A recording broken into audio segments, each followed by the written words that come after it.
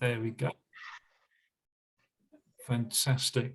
So I'm going to start again. My name's Stewart Wall. I'm the regional organiser for the RPS East Midlands region. And tonight we've got visitors from all over the world to listen to Alan Summers and Karen Hoy talk about their haiku writing. And of course, the Royal Photographic Society is predominantly about photography. But I just think that words, and especially poetry, and especially this haiku, really adds something to understanding and thinking about photography itself. So, Alan, I'm going to hand straight over to you so that we can make a start, if that's okay. Good evening, Alan and Karen. Good evening. Right. I think lots of you. Hello.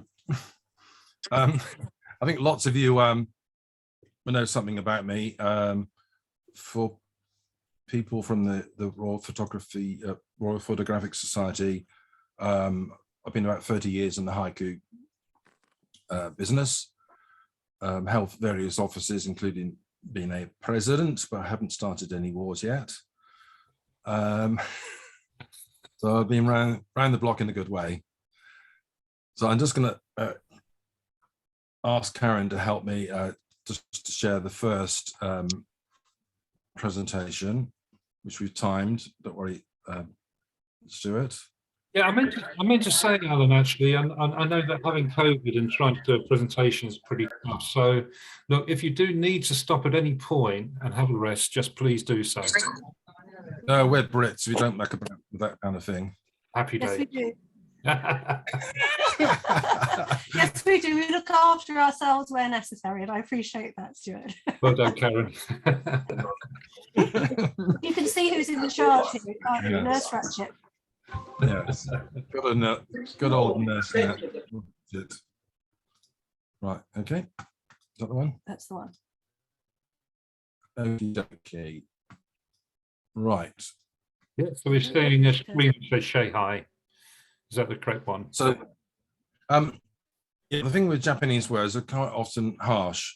When I started, I thought they were all kind of soft and poetic, but it's just Shahi. And the same with haiku or tanka.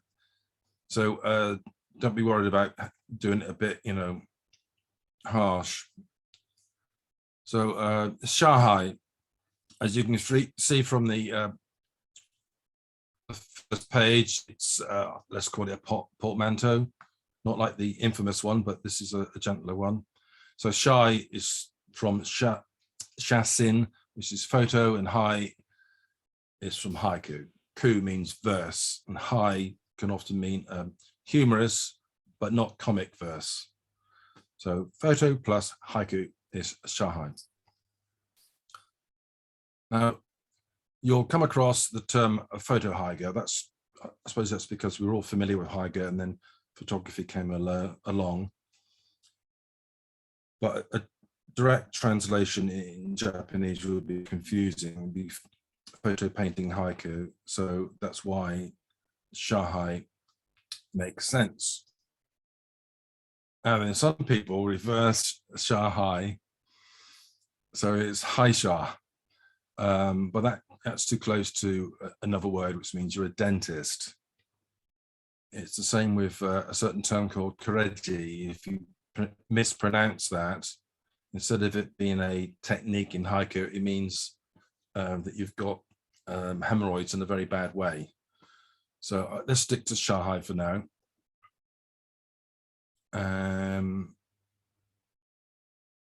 That was just a quick joke about not pulling teeth. Okay, so I mentioned haiga. So before photography, even though the Japanese were pioneers in photography, pre-industrial revolution, all that, there was haiga. So haiga, again, it's a whatever you want to call it, two words making one word, portmanteau or something else. It just means playful painting. Ga means painting or drawing. So what is haiga? Okay, we mentioned this a few times, but haiga as well as Shahai are all about the art of three things. So it's the art of three, making 3 disciplines into one overall integrated artwork. So with haiga, it's painting or drawing, haiku verse, and calligraphy. So that's handwritten calligraphy, which is an art in its own right. Haiku verse has become an umbrella term. Oh, sorry. Bless you. For various verses, because the famous poet Basho never wrote haiku because it didn't come around until just before the 20th century. So painting or drawing, I guess most of you have heard of sumi, which is not a legal term. There's no court actions here. It's the ink drawing where it's just either one brush or 2 or 3, and it suddenly becomes an amazing thing. So haiga, practiced since the 17th century in Japan and probably earlier. The first known gentleman who possibly did this was Nonoguchi Raiuhu. And he started around 60 years old, which is quite young in Japan to start something new. He did the new practice. Poetry has only been placed within images even centuries earlier. Okay, next one. If I'm going too fast, I can always scroll back. So, right, this is a haiga. This is by the famous Matsuo Basho, who elevated haiga into this big, amazing art. And most of the people in the classical era, this is the pre-industrial revolution era, draw and paint along with their haiku verses. So you'd have to do multiple disciplines to be a poet. Other than writing poetry, calligraphy was just as important, as well as the painting. So for those who can read Japanese, and I'm not an expert, this is his haiku. This was a groundbreaking haiku for various reasons, not just because he broke the rules. This is Japanese rules I'm talking about, not Western rules, because there's more Western rules than there are in Japan. But you might have heard that haiku was supposed to be 5-7-5. You can do it in English, but that's really a Japanese thing. They talk and write in 5s and 7s across the board, whether it's poetry or a wet floor sign, etc. So he deliberately made, both in the painting and in the poem, the branch longer, and this was to indicate he was doing something new from what preceded his haiku and what everyone else was writing. And I've just done a version in English. Withered branch, the crow perches into autumn. Withered branch, the crow perches into autumn.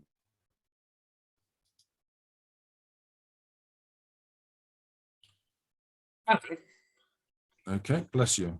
No, Alan, I was going to ask you a question. Your bandwidth is quite low, and I've asked everybody to switch their videos off, but I'm just wondering, while you're making your presentation and sharing the screen, whether it might help if you switch your video off.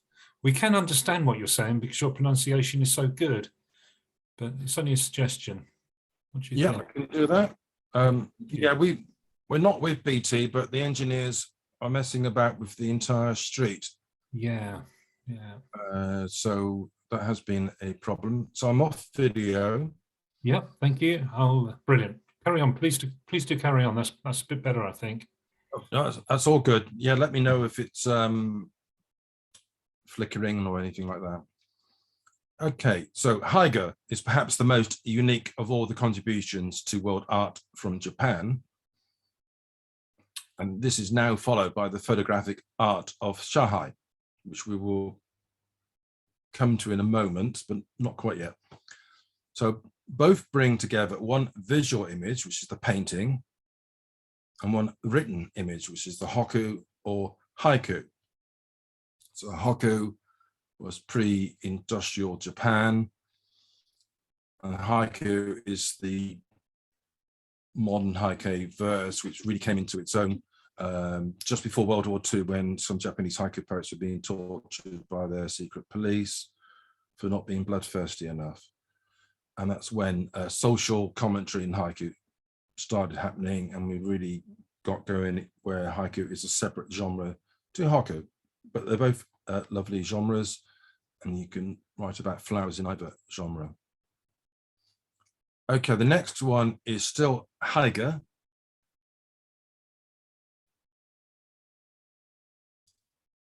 So if I read it out, you can see the calligraphy. This is by a Bulgarian artist who's also a poet, and I won first prize in their Bulgarian Gendai, Gendai poetry competition. It's where I won third prize, but I think I was the first one writing in English. So it's going to jump about a bit. Sorry for that. It's gone out of sync, the updated version. Okay, so the haiku are normally one line in Japan. We often see them broken up for the sake of paintings and photographs, but they write in the vertical one line, but there are three obvious sections if it's in Japanese. So this is why I've done a horizontal one line. Hearsay, tumbling leaves into a teapot's brew, again, yesterday. And of course I can read this in more than one way. Hearsay, tumbling leaves into a teapot's brew again, yesterday. So you can have fun reading that in different ways. Okay, so that's a classic haiga style, but with a modern haiku. The modern haiku is a bit of an oxymoron. It's haiku is modern by default. Right, the next one is a digital haiga, which I'll try to adjust. I think I'll just, can you do that, Karen? Just tweak it, because I was a bit heavy-handed there. That's fine. No, It was bang on, and then it wasn't. Story of a life. Yeah. How's that? Yeah, that's good. And I'll just scroll down in a second. Okay, so the advent of computers helped us to do this kind of artwork. Still haiga. The haiku verse, you can call it haiku. It has a strong seasonal reference. Anything that has cherry in it automatically means it's spring. And in haiku, and also in lots of haiku, it's a very strong thing to add a seasonal reference, but you don't have to be blunt and mention the season. There's always an aspect of a season. For instance, if you say Christmas, that says winter. You don't have to say it's winter and we're having a Christmas day. One or the other is fine. So morning star, a can of cherry cola starts to fizz. Just get some water. Morning star, a can of cherry cola starts to fizz. Artwork is by Kuni-san. Now, san is an honorific.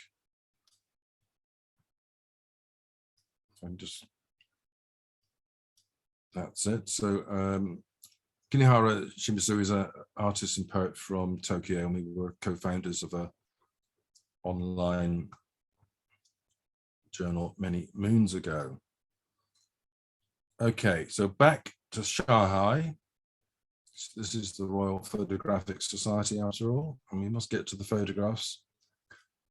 Points to consider about Shahi, which is the 3-in-1 art Japanese genre, just like haiga. And I will keep saying this, as I said earlier, saying triple discipline, and it will become more and more obvious why. Shahi is a triple discipline art at its most basic. 1, photograph. 2, haiku or senryu, the sister and comic verse version of haiku. Tanka, the 5-line lyrical poem, and kyoka, which is the kind of humorous version of tanker, and it can be politically minded or social issues or embarrassing moments we've had in pubs, bars, Christmas parties, office parties, which I'm sure everyone's had and wishes to forget, but you can't. So the third most important, because we're not necessarily doing calligraphy, although you can, is the typeface or the font. I won't get into the technical side of this, but typeface and font are not one and the same thing. But it's the haiga counterpart, or rather the haiga counterpart is handwritten calligraphy. Okay, each aspect is both complex and simple at the same time. This is a common feature through all the different related genres to haiku. So the photograph also doubles as a verse, which the poem interacts with, and both do not need to repeat each other in topic and subject. There will always be contradictions, but you don't have to repeat. If you've got a great photograph, you don't need to say, that's the moon in the sky and that's grass, that sort of thing. You go on to something else. Preferably, the verse is strong enough as an individual piece of writing to be accepted for a journal or to be picked up by an anthology. And a quick note, because I'm editor-in-chief of the Haiku Reader Anthology, which has just started, we accept haiku from Shahi. Now, with other anthologies, they won't take haiku if it's part of another artwork. But I'm a little bit of a rebel. I don't want to lose out on any good haiku. Okay, please do not try to repeat, mimic, or mirror of handmade artwork coming into play. Please do not try to repeat, mimic, or mirror the photograph itself. It is what it is. Don't see one logical and linear narrative between photo and haiku. It can be anti-narrative, which is basically anti-story. Of course, not a Western method. We like to explain things. It's all logical connections. But please be adventurous. This comes from a very, very old Japanese genre which haiku came out of, called renga, where one verse doesn't repeat what was in the previous verse. So it's link and shift. There's a bit of a link, and then we shift away. So see both image and text as almost resisting each other. You can go outside of what the photograph itself has captured. What was behind or beyond that photograph? Even touch on something that happened from earlier or later in the day, or even a different time frame. The photograph has already succeeded or endeavored to capture a scene, so now the poem can move away from the photograph to capture something else. Before, during, after that photograph, or even go completely off-piste, which is a skiing term, not an excuse for anyone to get tipsy. The text is meant to deepen the meaning of the photograph and vice versa, not duplicate what is already there, as you can see the one below, which I'll say more in this moment. So this is a quote from someone called Sean Martin, and this is from The World in a Drop of Water, Eastern Influences in the Films of Andrei Tarkovsky. Soviet filmmakers were the first to use haiku techniques in filmmaking. So the words and images say something together that neither of them can say alone. So let's see. Where you just caught the screen with your mouse and put the blue mark on, if you're okay to, if you stop sharing and then start again, that should go away. It's not bothering me, but I'll see if Karen can Yeah. do.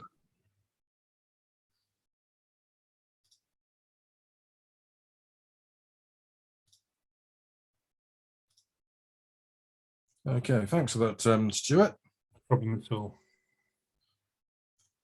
Right then, so this is a photograph of a forest floor, and I was intrigued because it had this large perspex, I think it was thick perspex with these almost like they're bolts just on the forest floor, and you can just about see it says welcome to Mortimer's Wood.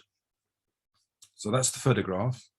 Now here I've just used a plain typography, but I would be tempted to experiment with that at another time.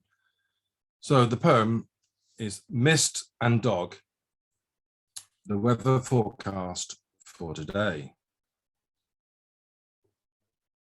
Mist and Dog, the weather forecast for today. Obviously, I don't have to say it's a forest or a wood. We can see that because it says welcome to Mortimer's Wood, and you can see lots of leaves. So this is where I want to link, because obviously there's lots of dog walkers. Where I live, there's lots of ancient forest as well as woodland, which is only a few hundred years old, and there'd be lots of dog walkers, and it would be misty at times. So there's kind of you don't want to make it obvious, and then I shift away.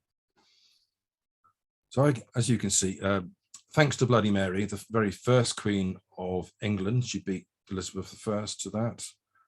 We have a protected ancient forest as well as woodland as well.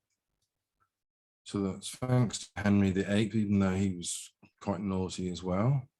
Right, the next one. So this is woodland, same rough area, but not the ancient forest. This is just woodland. The poem I've got, you may or may not work out what time of the year it is, but if you zoomed into it, you wouldn't be able to see the robin, and that's partly obvious because I've got a robin song. So you just imagine you can hear it. So the poem is Robin Song, a morning borrows from the painting. Robin Song, a morning borrows from the painting. Now, because I'm British, the robin is the European robin, and it automatically means winter, more specifically Christmas, because thanks to, I think it's Queen Victoria and Prince Albert, they started to come on Christmas greeting cards. What you may not know is Robin Song is alluding, if you know birds, it's alluding to the practice song of young robins during January and February months of winter. So it's a seasonal reference, winter, but I'm also hinting it's a specific part of that season. And no robins were harmed in the production of this Shahi, by the way. So the practice song is called Sub Song, which I've been lucky enough to witness very close up with a robin as well as a blackbird. Right, this is end of part one. We want to show some examples from past Call of the Page students. Did you want me to say a bit about the context of that? Yeah, a bit of context. Bit of context. Okay, so so Call of the Page, we've been running Shahi courses for I think about 7 years. We've been running since 2008, although we had a different name to start with, running specialist haiku courses and the sort of sister genres and all around that sort of Japanese influenced forms. And then we really wanted to run Shahi. So we had a photographer called Penny Ellis at first, and she helped us on some of the courses. What happened, we were really keen to make sure that the photography expertise matched the haiku expertise, and so that we were really delivering a standard of feedback for people that they could depend on. So we brought Penny in, and the work we're about to show you is some work where she was tutor with our students. And then at the moment, I'm not sure if Alan Ranger has made it, but this year we've been working with Alan Ranger, who's a very highly experienced photography instructor and tutor. I know he was hoping to make it, but has also been with students on Zoom today and other events. So hello, Alan, if you're there. And so we're currently running, and we know that we've got some course participants here at the moment. So hello to you all. So that's and not thank on you. show yet. I know. And oh, where are we? There you go. Okay. So thank you very much for joining us. And so we're about halfway through that course, and then we'll be having another one starting from early September with the two Allens. And we're now going to show you some of the work from the past courses.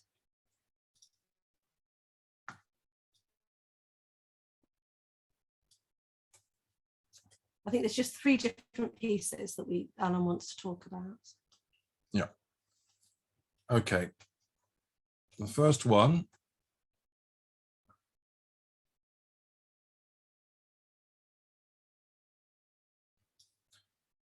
this is from Leslie Bamford from Canada. This is a tanker. So that's the 5-line poem. So I shall read this a couple of times. Married 30 years.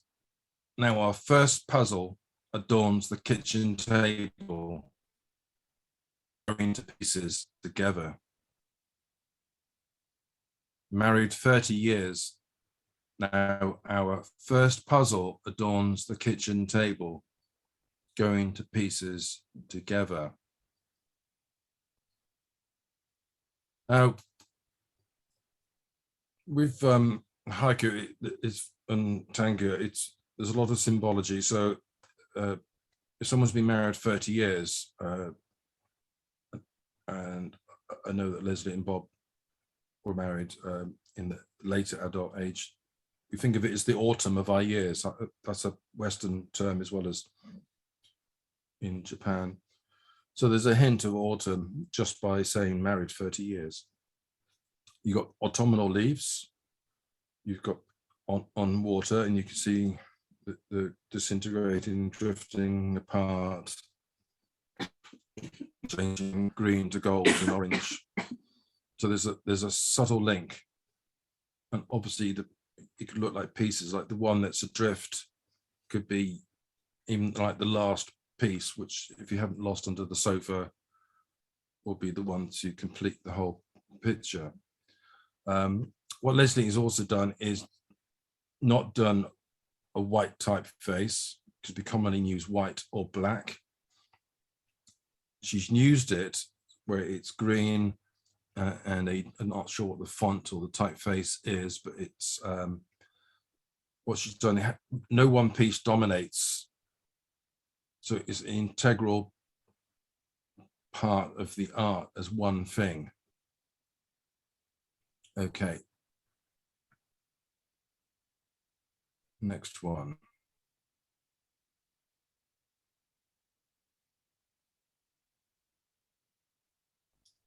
Right, Susan First is from United States of America. This is a place that she used to regularly visit as a child with her sisters, and she's even produced a book. This is a conservatory, and she's used black text in uppercase letters, perhaps as a contrast to the greenery. And we think that the yellow is maybe to represent the sun. You can see that this is cactus flowers. So this is possibly a senru, which in the West we tend to do 3 horizontal lines. But again, I said earlier that in Japan they do a vertical single line. So this is like a vertical single line, but in English. Wormhole, still searching for Oz. So Oz is not Australia. This is the Wizard of Oz territory.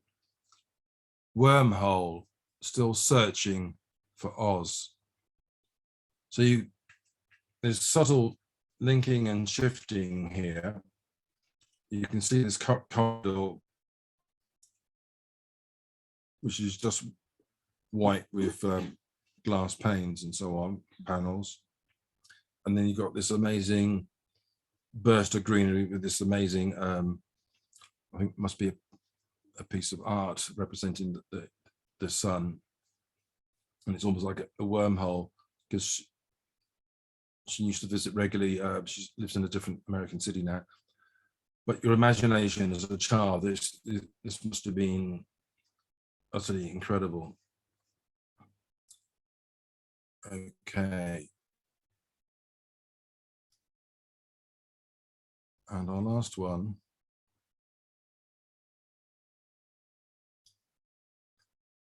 Apologies if I don't quite pronounce your last name, Yvette, properly, because I know you're there.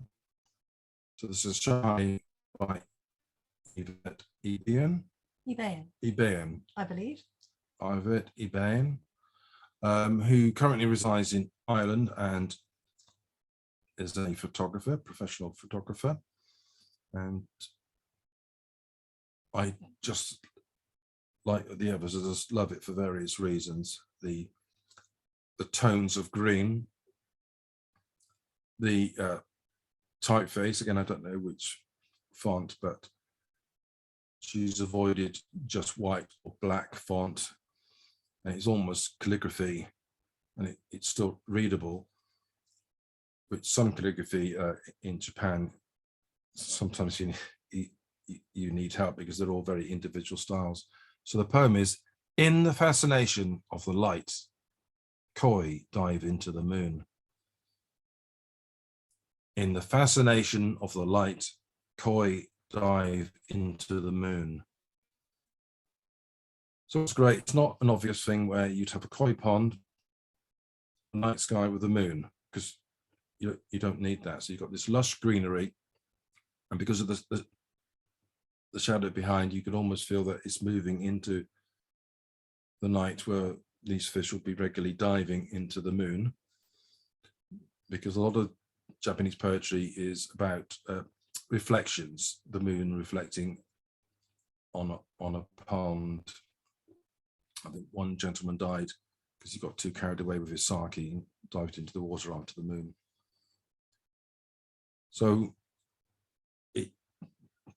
it's just a delight to the senses.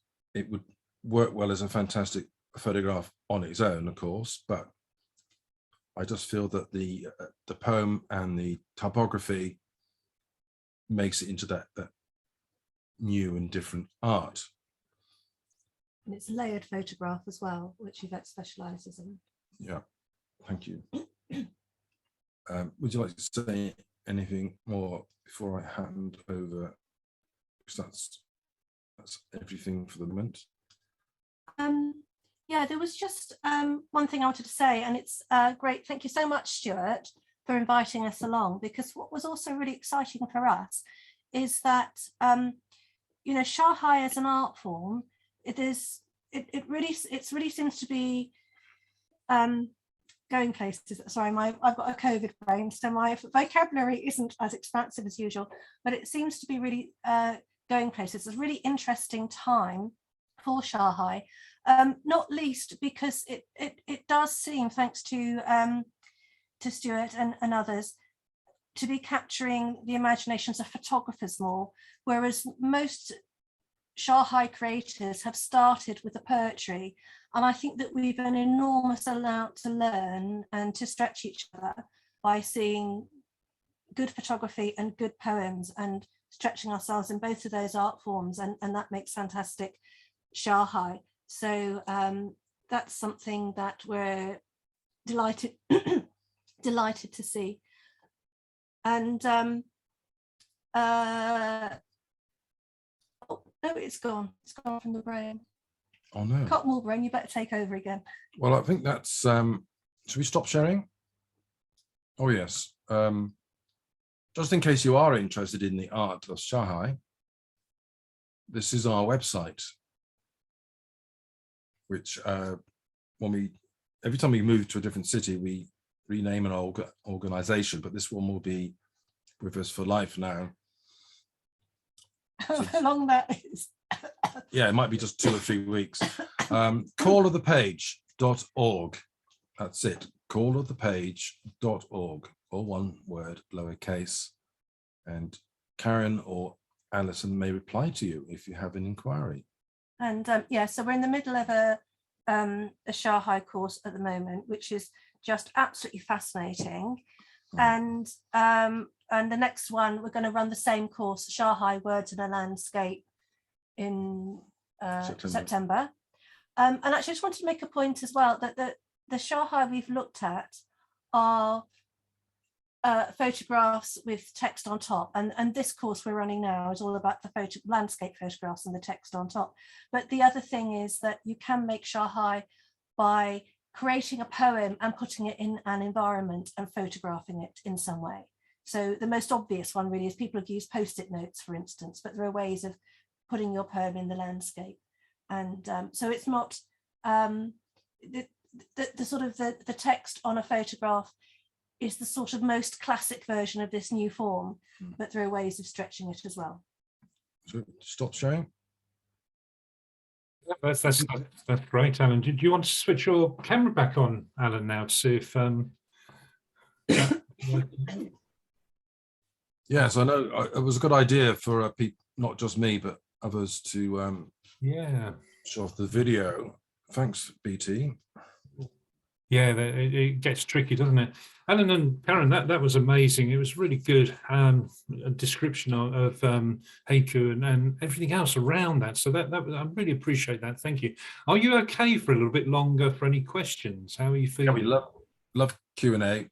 Okay, brilliant. Well, really thank you for carrying on with this evening, despite both of you having COVID, because I know it can really tire you out when COVID comes along. So, and hopefully it will pass very soon.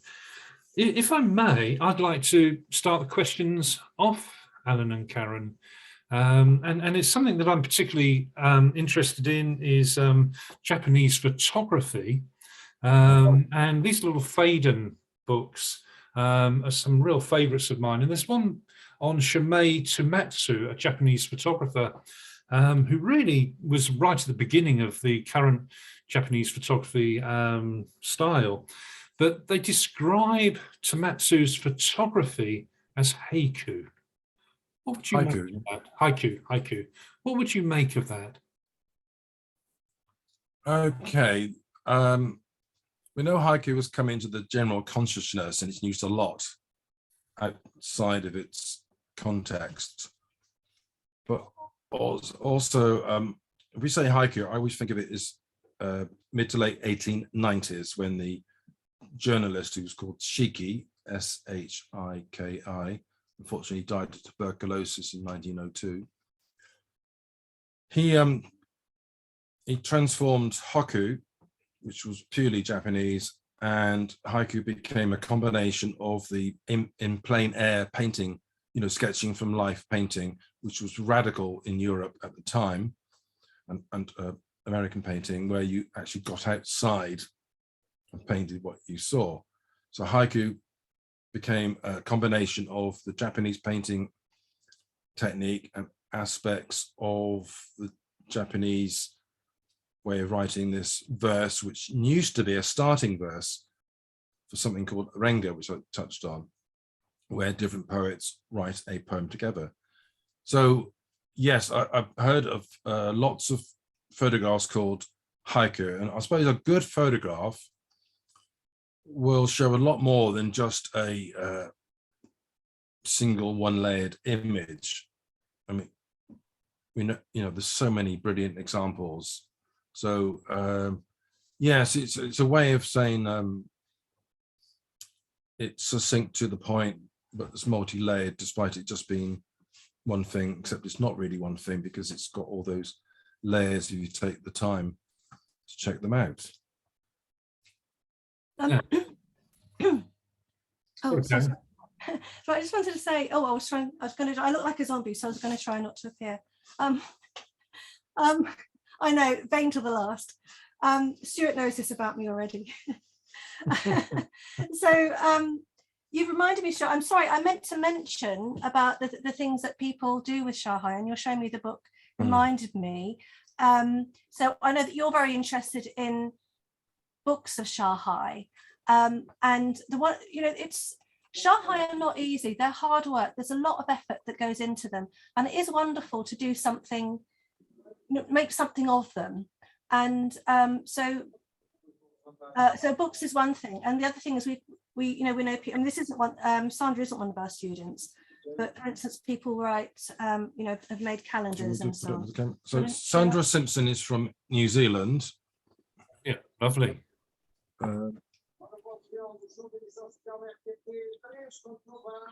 That's quite right. And that's just one of many yeah examples, of course. And our course content is absolutely private, because we protect our students' privacy until such time as they wish to share their work, and then that's in their control. But I think what I can say without giving anything away is that there was, in the last assignment, we had a Shaha where we thought, wow, that would make the most incredible Christmas card. So there are things to do with them, which I know you're very keen on as well. Very much so. Very much so. Yeah, that's brilliant. Thank you. I mean, the way I've been thinking about this sort of connection between photography as a haiku is of being in the moment, of the moment. What would your comment be on that, Alan and Karen? Right. Well, have you heard of California roll? No. Right. So you've heard of sushi and sashimi. Yep. California roll is an American invention of that Japanese delicacy. In fact, we've got quite a few in the fridge right now. Would you like to do a show and tell? So I should really. So in the moment, okay, a Japanese American critic, I think he's written a few haiku himself, in the mid 1950s, came up with this haiku moment, which it's only become known in Japan the last decade. It's a new thing to the Japanese haiku poets. So it is a good method. It's a bit like sketching from nature, which was right about what you see unfold in front of you. And then, of course, with haiku, you've got the two images. So something that happens right in front of you, and then the other part forms a juxtaposition, maybe something slightly connected, maybe not. So the haiku moment, I would say, is one approach to haiku, but it's kind of taken over and almost got in the way. But if you look up a Japanese American, so she started off as Japanese, and she's a member of two Japanese haiku groups. She's now American, and she's a former president of the Haiku Society of America, founded in 1968. Her family name, I never pronounce it properly, it's about 4 syllables. Aoyagi. Aoy. Oyagi. Yeah, she did say it to us in person. I was better than you at it. Yes, I was blunt and British. She has a blog. You can just use the internet. If you like trees, you can use it cozier.org, or if you don't like nature, you can use Google. Either one will bring you the result. Yeah, thank you. Thank you. So that's fantastic. I don't know if you can put that name into the chat at some point. That would be marvelous for people. I could put the name, yeah. Yeah. Oh, that's fantastic. Marcy's already done that for us, so that's superb, Marcy. Thank you. So I'd like to open the floor to any other questions, please. If you've got any questions for Alan and Karen, just unmute. And yeah, we've got Christopher. Christopher's got his hand up. That's a good way of doing it. So if you'd like to unmute, Christopher. Okay, can you hear me? We can. Yes. Excellent. Okay. Hi, Christopher. Thank you. So that was a fascinating talk. Very, very interesting.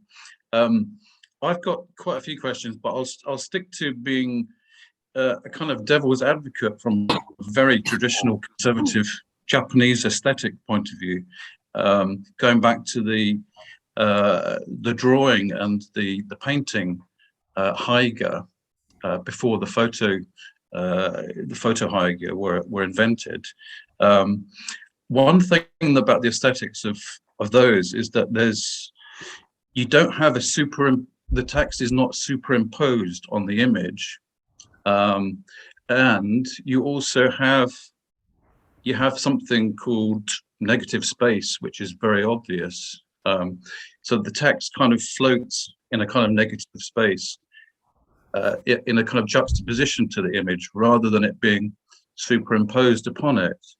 Now I know that it's kind of, it would be very difficult to do that digitally, except well, no, there might be an alternative to superimposing, and that is to have the text on the same piece of paper, if you like, if it's physically presented in the space next to the image, rather than being superimposed upon it. And then you'd have what traditionally might be in the Japanese aesthetic be a juxtaposition rather than a kind of superimposition on the image. So I wondered what you thought about that, whether many people have actually done that. And related to that, obviously that would also give scope for actual calligraphy to accompany a photographic image, which would make the photo haiga closer to the spirit of the original the pre-photo haiga than a lot of the kind of standard modern photo haiga. Right. Can I say something about that as well? When you're done? Yeah. Okay. So I put in the chat. I couldn't do the Japanese characters, but it's called Ma, which is it's like a bridge and a void at the same time. So that's a Japanese aesthetic, although it's a Western term. So apologies for that, but which is common throughout Japan in different ways: architecture, design, interior design, and so on. So it's kind of two things. So how do we use negative space in haiga? I always think of it's a different thing, but when you see TV advertising, I don't know what the equivalent would be in the States, but if someone advertises a product and then use maybe an animal symbol, like in Britain, there's a paint company called Dulux, and they always used old English sheepdog. So whenever I see an English sheepdog in any other kind of advertising for something else, I will think of the paint. So as a kind of negative space. And of course, white space, sometimes it's the same thing, sometimes they're different. Presentation, yes, I mean, I agree that you could do it in many different ways. You could have it on the side or underneath. I'm sure there's other ways. And with haiga, going back to the haiga, the calligraphy is an artwork in itself. Now I've got Karen eager to jump in, so I'll let you jump in, Karen. Yeah, no, I thought just a really, really interesting point. And something that I thought related to that is, as you say, it's like the aesthetic is different, but in a way, and what we encourage our students to do when they go out to take their Shahi photograph is to think differently about their composition and to leave negative space for the poem to go in, because it's really challenging. And you know, the first time you have a play around with Shahi and you're trying to put a font onto a background, it's surprisingly difficult to make it work on a lot of background, because you don't need much contrast to lose your font in. And if you've got a serif font, all your little bits, you know, all those classic fonts like Times New Roman can be some of the trickiest, because you lose those little serifs in the shadow in the grass or so on. So the obvious place so cloudy skies can be a real problem, and unless it's just, you know, unless it's a constant cloud area. So taking the photograph with that in mind can help. You can be lucky in this space for one on the photograph, but I know what you mean. It's not just about that, is it? It's about leaving not just the space for the poem, but the space around the poem. So it's an interesting one. And then the other thing I wanted to say about calligraphy, we had, unfortunately, it was cancelled by COVID, but we were due to do a workshop at Meticulous Ink, have a festival of words in Bath near us. And we were due to do a haiku calligraphy workshop with them that got COVIDized. But that's something that I'm really, really interested in as well, is to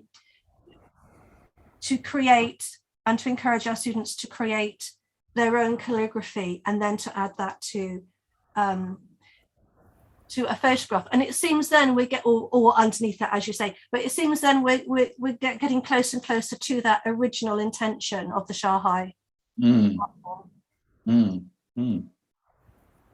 Brilliant, thank you. Yeah. Thank you for that question, Christopher. Yeah, superb. Thank you. So we've got Emma's hand up, and you're muted at the moment, Emma, and then we've got Brian's hand up. So Emma, would you like to go first, please?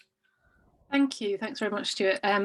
Really interesting to attend this session. I've been practicing writing haiku with my photography for at least 8 years now, and combining with specific photographs for 6 years, and combining with images for a long time. And I understand the difficulty that Karen talks about in finding the right space to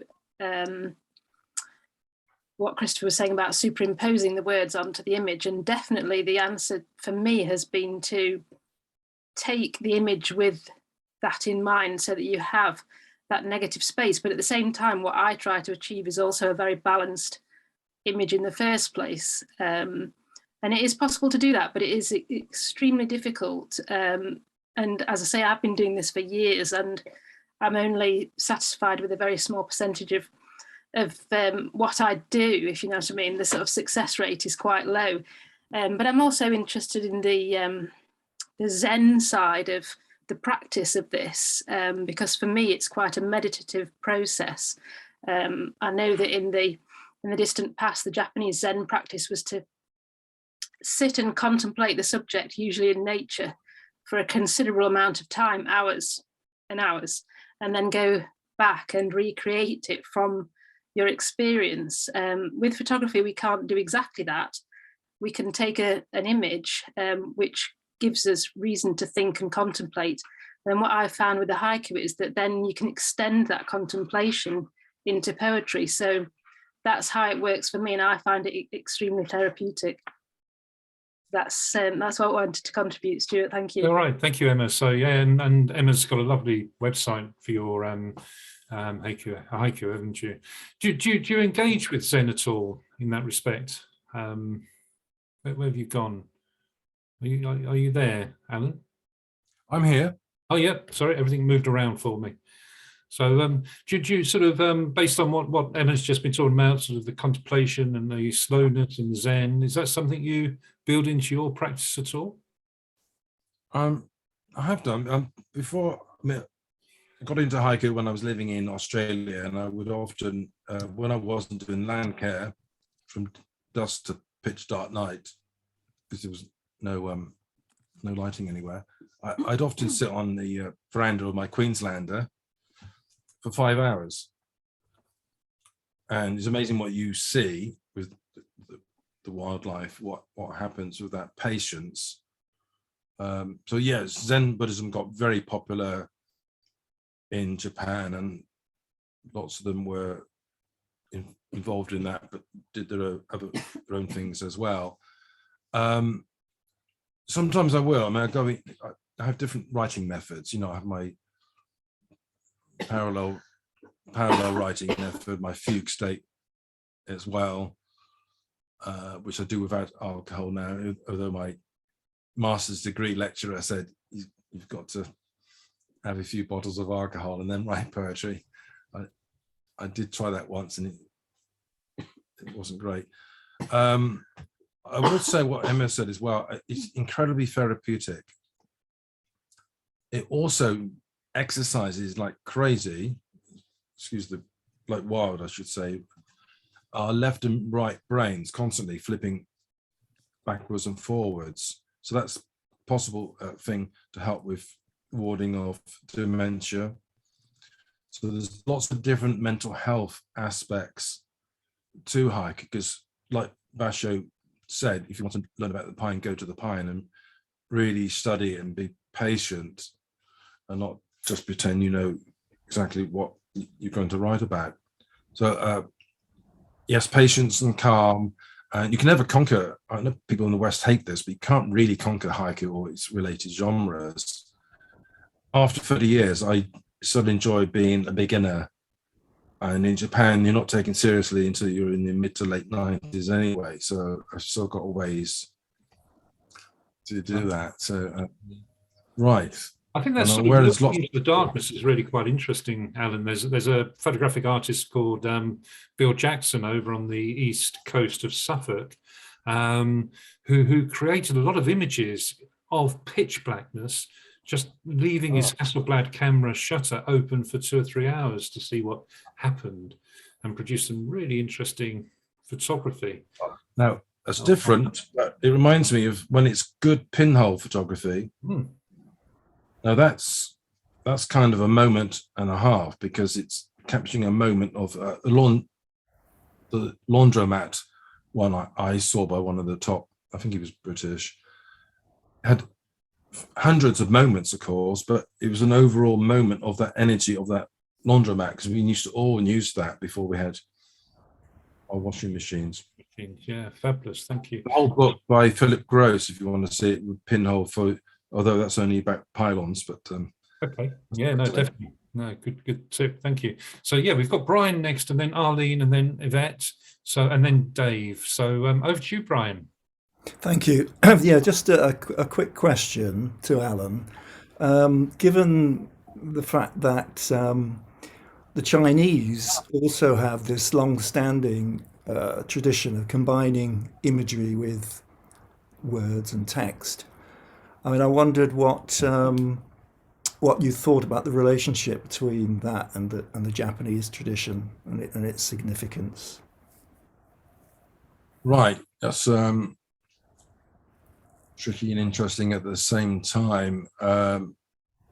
If I segue slightly to Bill Shakespeare and Geoffrey Chaucer, because the main language was French in Britain, and they're the ones that really helped invent the English language as we've got now.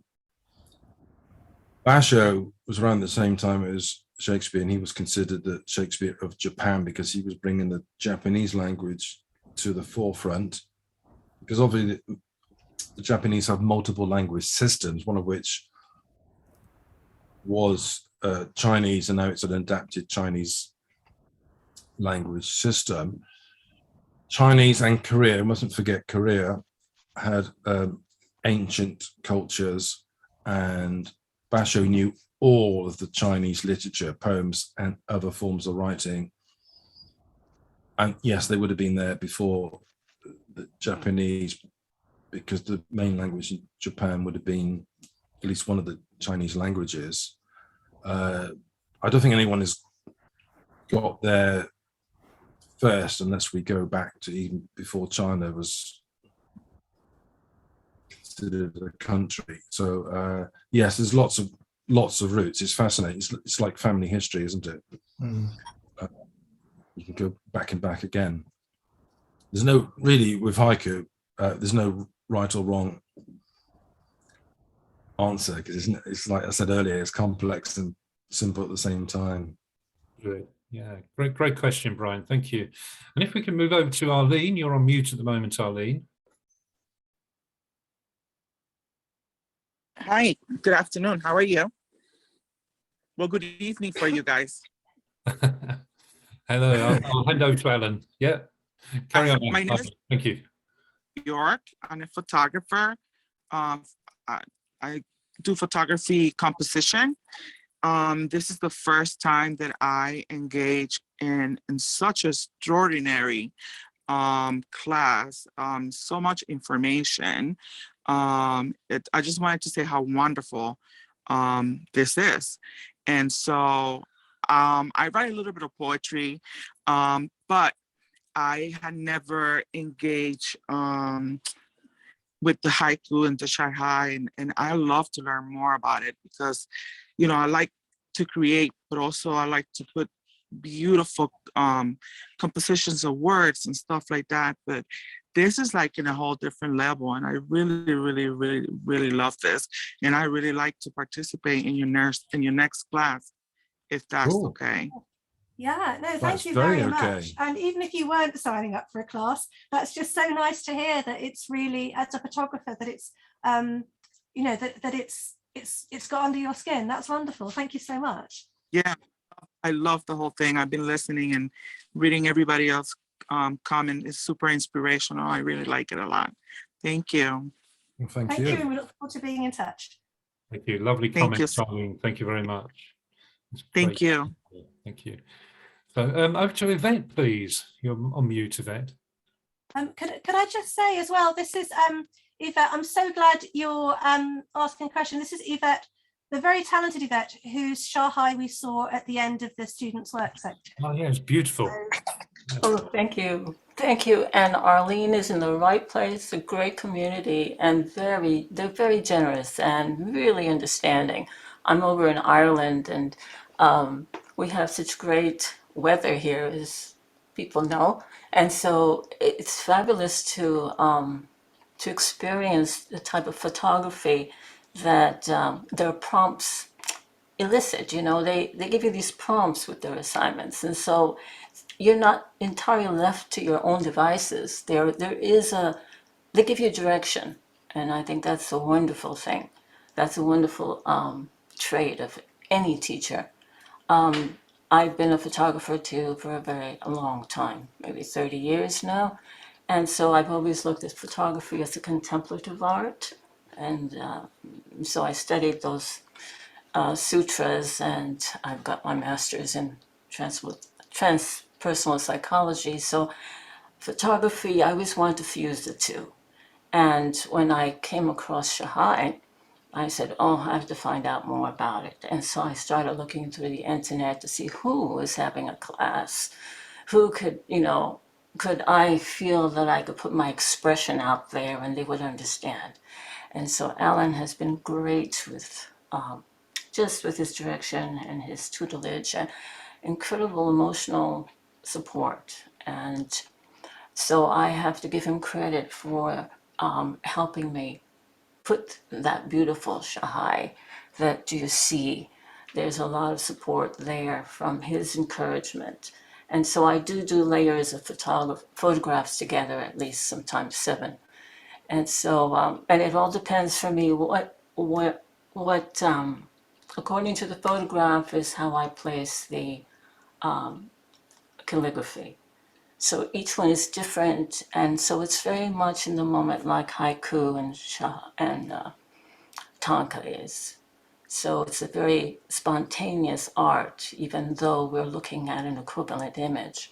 So thank you, and thank you, because the last minute I heard about your program, and thank you, Karen, for sending me that link. Really, I'm grateful. Thank you. I'm so glad you could come along.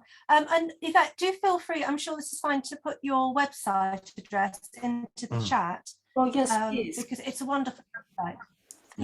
Thank you. I appreciate it. I do photography through Shambhala, which is part of the contemplative part of photography for me. So, thank you. Thank you so much. Pleasure. Great comments, Yvette. And Yvette, I've got a question for you, actually. Do you know the photographer Mary Ellen Mark? Sounds familiar. I'm really bad with names. Do you want to give me a hint? Just a marvelous documentary photographer. Unfortunately, passed away a couple of years ago. But you are the spitting image of Mary Ellen Mark. When I'm looking at you, I'm thinking I'm looking at her. Although she was quite a bit older than yourself, but no, that was a marvelous comment. Thank you. Well, thank you. Thank you for this opportunity. Really. So yeah, handing over to Dave Kelly, and then over to Josie Stason. So Dave, if you'd like to go first, please. Thank you. Yes. Again, coming to ask questions of Alan and Karen here. I've heard a lot of people talk about spontaneity, and I know that that is definitely something that is encouraged in the writing side of things. But as Shahi are putting both image and picture together, do you think this is a more unusual form in that it requires some strategy in that combination? Well, first of all, I'd like to say indirectly, haiku itself is not static, and for some reason it lends itself to whatever is contemporary, which was just before World War II. Japanese haiku poets were protesting against the emperor being bullied by corporates, Japanese corporates, to go into the war to make money. And then social media platforms, Twitter, which was 140 characters, you could actually put 2.5 haiku in there. So if you put 1 haiku, you've got still room to swing a cat. It's just incredible how it adjusts to modern society in different ways, whether it's therapeutic or technological or the two. So I don't think we've even really started with, let's say, Shahi. Haiga, of course, paintings evolve as well. So I don't have any clever answers, and I try to avoid them. It's very tempting, isn't it, to come up with something clever. I think if we, I know it's a bit of cliche to say student mind, but I always like to go back to 0 at the beginning of every year. I think that's really important. Otherwise, you start to think, oh, I'm the big cheese and I know it all. And that cumulative effect over the years is dangerous. I'm just going to hand over to Karen on that question. No, I was just, you look rough. Do I look rough? You look rough. I was just going to say, remind you that the question was about spontaneity. Yes, and so I think with haiku, there's so many contradictions. You can have one that takes you 5 years to get right, some that are instant and work. And I've seen fads come and go in politics, like it's only a haiku if it's written on the spot within a second or two. I think haiku is there for everyone and no one should try to own it. I don't like this policing which goes on. You get that with any kind of art. I mean, it's got worse at the moment with the cancel culture as well. I think if anyone, I mean, there's been interesting things on chat. I just haven't, because I'm a bit COVID foggy, I'm to really reply to all of them. In fact, my COVID fog is kicking in again. But I think if anyone comes up with something that's different to what is prescribed as haiku, tanku, Shahi, whatever, run with it. At the moment, there's an explosion of invention around the haiku genres because there are so many, and we haven't seen half of it with art yet. And I think with our weird hybrid World War III, unfortunately, things like that do super boost developments in culture. So yes, spontaneity, why not? Because we don't know whether we've got 20 minutes being used up for nuclear warheads to come over. So let's be spontaneous, because you never know. It might be our last act of spontaneity. Alan, thank you. Well, obviously, I'd just like to finish maybe on Josie's question. I mean, obviously, with Karen's term of endearment there, you look rough. I don't want to keep you online much longer. But Josie, would you like to just ask your question, please? It's a simple question, and I'm just a beginner in a way.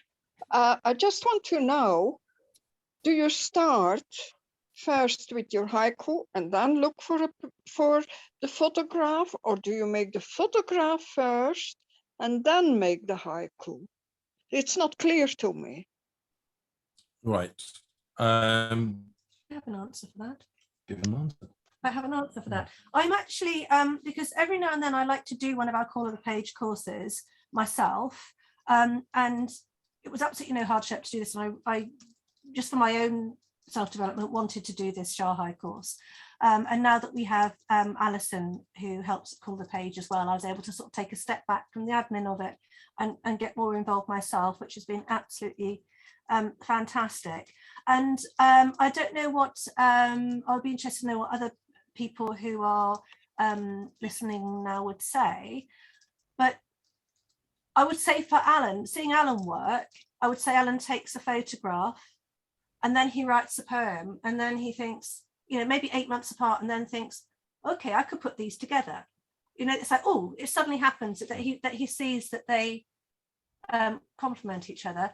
And with me, because when you're on an assignment and it's like your job to go and create a Shahi, it's really interesting because I find that, and also with Alan Ranger is our new photography tutor, and this will not be news to the experienced photographers who are listening now, Stewart in particular, but you know, you don't just go out with your camera and see what you can see. It's like you're thinking ahead. What am I going to photograph today? And that's a really interesting way of working, because you can have the poem taking shape, and then you can have the idea of the photograph taking shape. And then by the time you go out, you haven't necessarily finished the photograph, but you might well have a draft, because then you know the kind of photograph that you want, and then you tweak it, because, you know, so it's a really sort of interesting sort of like, you know, when you've got two mirrors opposite each other, and it's like, oh, you can see the reflection one of the other all the way down the mirror, so you can't quite see what the final thing is going to be. So it's almost like a sort of two cars on a motorway, not quite one the other overtaking each other until they're there, if that makes sense. I think that's a really good answer, actually, Karen. And I think the other thing I'd add, Josie, is how you think, really. And I think, I mean, there's a very famous saying by Dorothy Lang, the photographer of The Migrant Mother, that photography teaches people to see without a camera. And of course, if words or images, whichever's more dominant, I guess that's going to be the first port of call for you. I think that's the only thing I'd add there. I think this thing about photography and this haiku writing, this short poetry is really impactful. But Karen, that was a great response. Thank you. Can I just say, Stuart? Yep, go on, Brian. In relation to this question, in my experience, it has always been the photographic image initially. And when you dwell and continue to look at it, it's insufficient almost as an image, and it becomes inspirational for the actual poetry, you know, the words. Yeah, That's interesting. Yeah, Like it needs completing. yeah, indeed. You know, that definitely there's something missing, and but equally, as Alan was saying earlier, the words don't need to be necessarily so directly and obviously linked to the actual photographic image. You know, it can take it beyond and at a different. Really good comment, Brian. Thank you. And I can see from Jan's face, she's saying, "Please let me say something." Go on, Jan.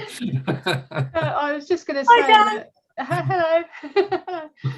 I was just going to say that I think the thing that spurs you that catches your eye, that makes you want to take the picture, can often be the same thing that catches an idea in your head that you might want to write the poem about. So, you know, if a picture suggests some sort of symbolic thing to you, then maybe that's the start of your poem. So I think they're kind of linked in that way, although they may not come together. You know, for me, they're always sort of connected. They all kind of happen at the same time almost.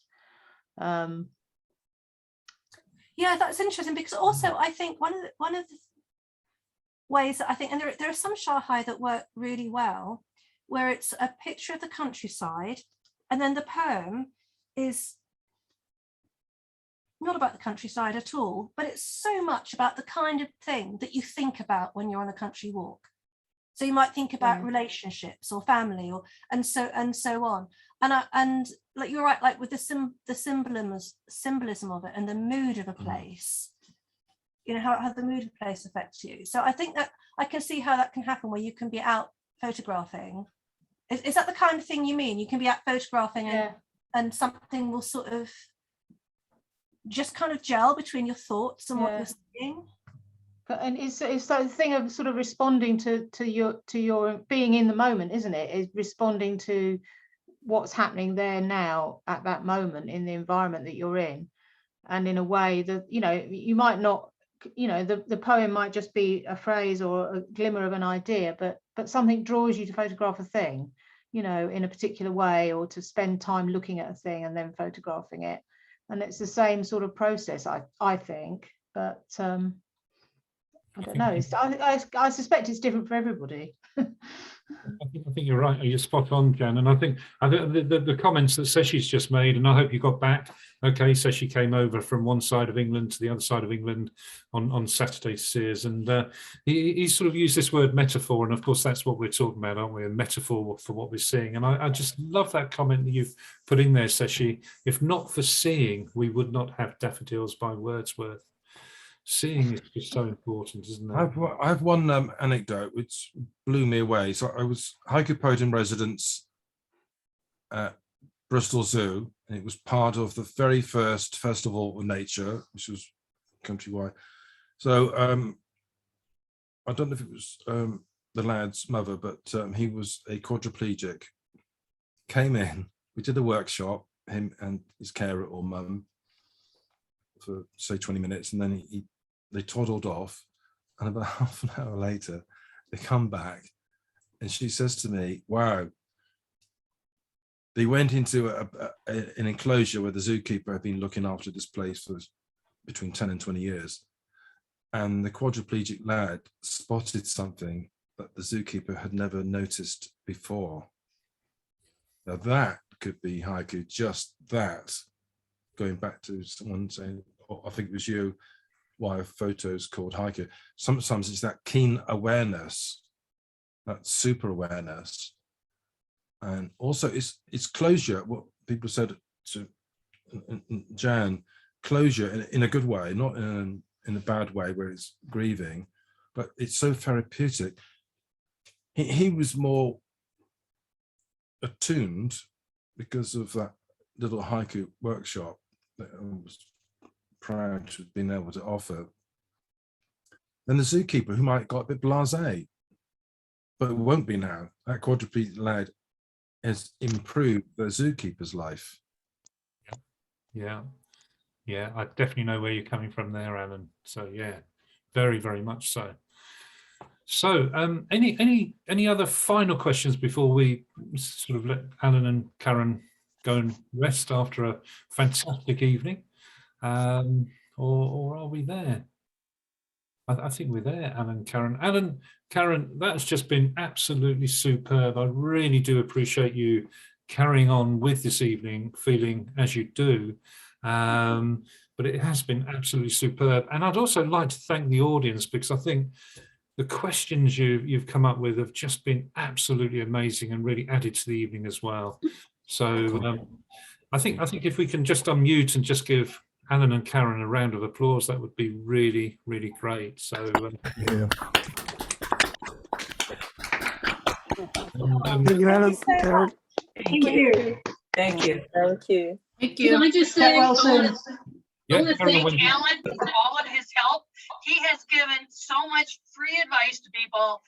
For me, for 2 years, he has helped me through the Daily Haiku site, and he generously looks up information for so many people and shares so much. So I just want to thank Alan for his generous gift of time, talent, education to all of us. Second that.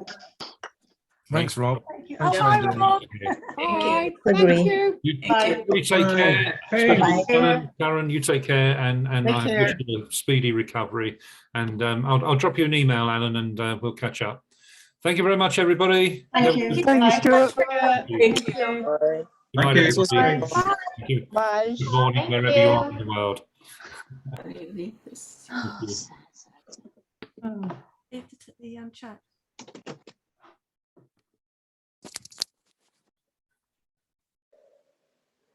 Hope you feel better, Alan and Karen. Hugs. Very much. Oh, thank you, darling. You say, Jim? Miss you. On you. Can you do it? I don't know how to do it. Oh. So we're trying to save the chat, Stuart, because I haven't had a chance to read any of it.